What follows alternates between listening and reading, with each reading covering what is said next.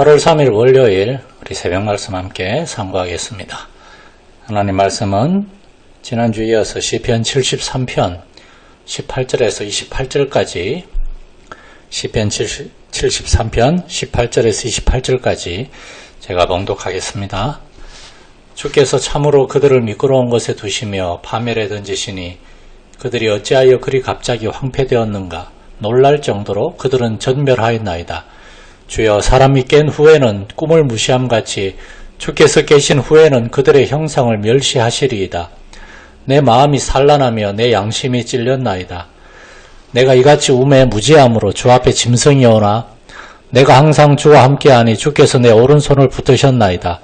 주의 교훈으로 나를 인도하시고 후에는 영광으로 나를 영접하시리니 하늘에서는 주 외에 누가 내게 있으리요. 땅에서는 주밖에 내가 사모할 리 없나이다. 내 육체와 마음은 쇠약하나 하나님은 내 마음의 반석이시요 영원한 분깃이시라. 무릇 주를 멀리하는 자는 망하리니 음녀같이 주를 떠난 자를 주께서 다 멸하셨나이다. 하나님께 가까이 함이 내게 복이라. 내가 주 여호와를 나의 피난처로 삼아 주의 모든 행적을 전파하리이다. 아멘. 오늘 이번 한 주간 제가 목회자 휴가 중이라서 월요일에서 목요일까지는 하나님 말씀을 미리 다 이렇게 유튜브에 올려놓고 매일 새벽 4시 한 40분 되면 올라올 겁니다. 새벽마다 교회는 못 오지만 각 가정과 처소에서 말씀 좀 듣고 묵상하고 기도할 수 있기를 바랍니다. 지난 목요일부터 시편 73편을 몇 단락으로 나누어서 상고하고 있습니다.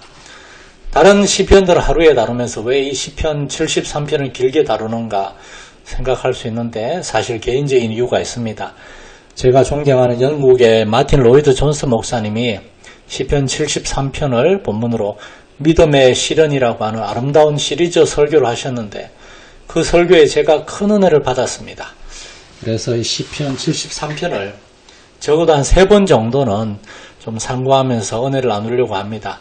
지난 목요일에는 악인들의 형통함에 대해 앞부분을 상고했고 금요일에는 악인들의 형통함을 보면서 의인들이 허탈해하고 낙심해하는 그러한 문제에 대해서 잠깐 상고했습니다. 정말 문제가 심각합니다. 하나님 안 믿고 자기 마음대로 사는 사람들이 편하고 잘 사는 것 같아 보입니다. 사실은 그렇지 않지만 그런데 믿음의 사람들 중에서 그렇게 불신자들의 그런 형통해 보이는 삶을 보면서 돈도 많고 병도 안 걸리고 모든 면에서 부족함이 없어 보이는 그러한 외적인 모습들에 그만 속아가지고 낙심하고 시험에 드는 사람들이 있다는 것입니다. 사실 복된 삶의 기준은 건강하게 부유하게 잘 사는 게 그런 게 아닌데도 불구하고 믿음이 부족하거나 또는 믿음의 시련을 믿음에 있어서 시험에 들었을 때 그렇게 생각할 수도 있다는 것입니다. 우리는 이제 마지막 단락인 본문 18절에서 28절 사이에서 이러한 문제에 대한 하나님의 해결책을 보게 됩니다. 첫째로는 살아계신 하나님의 심판이 반드시 있다는 겁니다. 18절로 20절에 보면 주께서 참으로 그들을 미끄러운 곳에 두시며 파멸에 던지실 것이라고, 그들이 황폐하게 되고 그들이 전멸하게 될 거라고, 그들의 형상을 하나님이 멸시하실 것이라고 하나님의 심판에 대해서 말씀하십니다. 하나님은 공의의 하나님이십니다. 하나님은 다 보고 계십니다. 죄인들의 죄와 악행은 반드시 심판을 받게 됩니다. 사실 이 땅에서 심판을 받는 것이 그들에게 은혜입니다. 하나님의 심판을 받고 그들이 죄를 깨달을 기회가 있기 때문에. 그런데 죽을 때까지 죄인들이 아무런 심판도 받지 않고 그들의 부유함과 형통함 가운데 살다가 죽으면 그들은 다 영원한 지옥 멸망을 받게 되는 겁니다. 여러분의 오이코스들 중에서 하나님 없이 잘 사는 것처럼 보이는 사람들이 있으면 부러워할 것이 아니라 오히려 불쌍히 여기고 그들을 위해서 기도할 수 있기를 소망합니다. 그들의 부유함과 형통함 때문에 눈이 멀고 정말 마음이 깨닫지 못해서 하나님을 찾지 않는 것, 그것이 가장 큰 불행이기 때문입니다.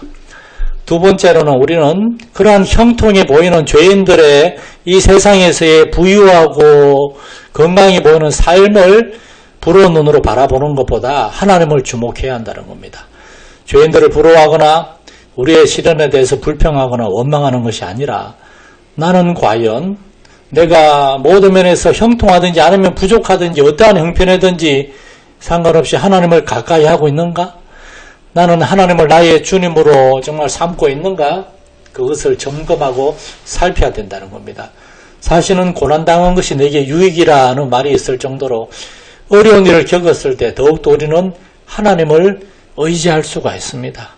그래서 정말 믿음의 시련을 겪고 있을 때 악인들의 형통함 때문에 부러워하고 시험에 들고 정말 의기소침해지는 것이 아니라, 그들의 그런 부유함이 아니라 우리 자신을 바라보면서 내가 이 땅에서의 그런 부유함에 눈이 멀어서 마음을 뺏겨서 하나님과의 참된 믿음의 관계에서 정말 깨어져 있거나 정말 올바른 관계에 있지 않은지 우리 자신을 점검하고 살피고 정말 하나님 앞에 믿음을 고백하고 하나님을 신실하게 의지하는 사람, 하나님을 가까이 하는 사람, 우리 성도들 그렇게 될 수 있기를 간절히 소망합니다.